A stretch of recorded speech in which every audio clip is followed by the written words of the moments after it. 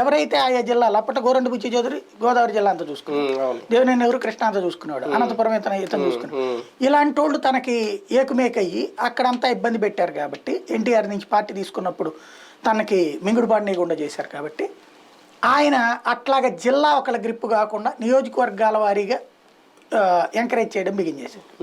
నియోజకవర్గాలు ఇద్దరు ముగ్గురిని ఎంకరేజ్ చేసి అందులో ఒకళ్ళని అన్నటువంటి రూట్లో తీసుకొచ్చి, ఒకవేళ వాళ్ళు మాట వినకపోతే తటస్థులని మూడో వాడిని తీసుకొచ్చి మీరిద్దరు కొట్టుకు చేస్తున్నారు కాబట్టి నేను ఇవ్వట్లేదు, మీ ఇద్దరు కలిసి ఆయన గెలిపించండి అని ఆయన సిబిఐ డైరెక్టర్ విజయ రామారావు లాంటి వాళ్ళని పట్టుకొచ్చేవాడు ఆయన. ఇది చంద్రబాబు స్టైల్ ఆఫ్ ఫంక్షనింగ్. దీంతో వచ్చినటువంటిది గంటాకి ఈ టైం కావడం వల్ల మైనస్ అయింది. ఎందుకని చంద్రబాబు నాయుడు జిల్లా గ్రిప్ ఇవ్వడం, నియోజకవర్గం గ్రిప్కి వచ్చేటప్పటికి సమస్య అయింది. ఈయనకి అందులో బయటికి వెళ్ళి లోపలికి రావడం వల్ల పార్టీ కేడర్లో ఒక క్లారిటీ లేదు. ఈయనేంటి తెలుగుదేశం, మళ్ళీ ప్రజారాజ్యం కాంగ్రెస్లో విలీనమైంది కాబట్టి కాంగ్రెస్, మళ్ళీ తెలుగుదేశం, మళ్ళీ ఆ మధ్యన వైసీపీ వాళ్ళతోనూ సంప్రదించాడు, ఇటు పక్కన బీజేపీ వాళ్ళతోనూ సంప్రదించాడు.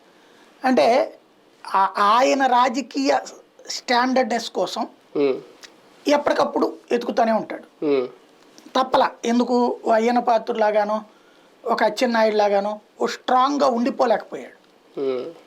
తను ఒక గ్రిప్ సాధించాలని కోరుకుంటున్నాడు. అది కుదరకపోవడం వలన అతనికి ఎదురవుతున్నటువంటి సమస్య ఇప్పుడు వచ్చినటువంటిది. రాజీనామా చేసి అక్కడ ఒక గ్రిప్ సాధించాలని ఇన్నాళ్ళ తర్వాత అనుకున్నాడు.